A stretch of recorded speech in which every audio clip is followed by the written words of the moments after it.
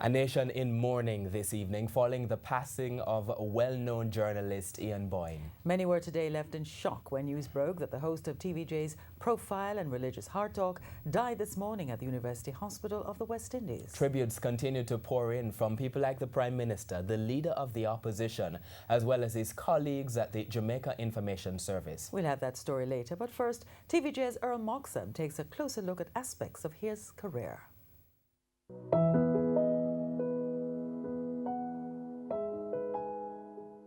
You've heard her in other interviews, you have heard things about her.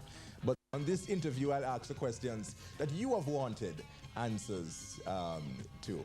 Ian Boyne had a long media career cutting across electronic and print platforms, much of it with the RJR Gleaner Communications Group.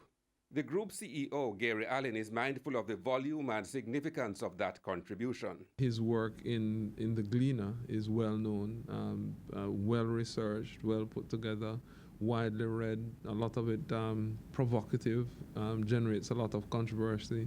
But he stands by his work and he defends his views. His work in television is really just difficult to fathom. He does Profile. Earlier this year, we were celebrating with him. I was looking back at a photograph of Ian with his wife and Jamaica's five living prime ministers at one function in honor of Ian. That's the Profile work. Story upon story on Religious Hard Talk. Religious Hard Talk came later and actually started as a radio show on RJR 94 FM.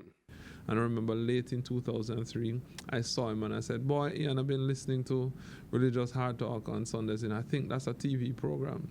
And he said, "You think so?" And I said, "Yeah, we should discuss it with TVJ and see." And then we went to having the program aired both on radio and television until it became a full TV program. It was at the Daily News and the Agency for Public Information, the API, now the Jamaica Information Service, that Ian Boyne did much of his early work in the 1970s. He returned to the JIS in 2002, and at the time of his passing was the agency's deputy CEO. Again, we have to reach out to the JIS family because they would be hurting a lot. He was in the bosom of their activities daily. Earl Moxham, TVJ News.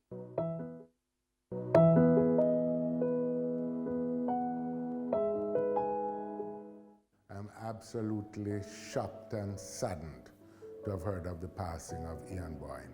It's hard. It's really a difficult time for all of us. I was devastated this morning to hear of his passing. I want to celebrate Ian Boyne's life. I don't wish to mourn Ian. We are coming from way back in the 70s. He was dedicated to his tasks here. He wanted to ensure that he always did a very excellent job. He was a man of excellence in everything that he did, from interviewing to managing people and his division. He always wanted to ensure that his targets were met and that everyone had positive things to say about him and his stewardship. He made an indelible contribution to journalism and to nation building in the country. He was the kind of journalist who could ask the most difficult questions without being disagreeable. He was able to embrace as part of his network of friends and associations, people from all walks of life, people of all political persuasions.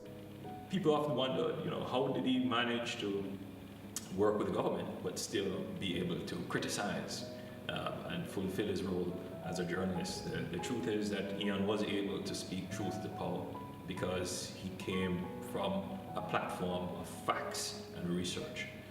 So his criticisms, his opinions were all based on research. We laughed a lot.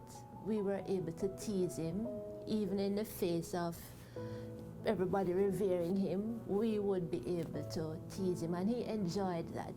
We had the kind of friendship that caused him to call me whenever he wanted an MC. And the 30-year milestone for Profile, I was the MC. As a matter of fact, that iconic picture of the 5 prime ministers, I had set that up. They were all there for its 30-year anniversary of Profile. I think I said to Donna Marie, look here now, I don't want to be rushing him or whatever. I don't know what she said to him, but I got this message. Listen to me. Now bother with it. Nobody in media today has known me longer than you have. So not talk nonsense about respecting privacy and backing off, as you said to Donna Marie. You know what I mean? And he went into some other things, which caused me to say, he's traced me, Ian Boyne. You know, so that's a fond memory. And you know something? If he had spoken it, it would have been there in my mind, but I can look back at it because he wrote it. To not have him in our landscape anymore is a great loss to our country.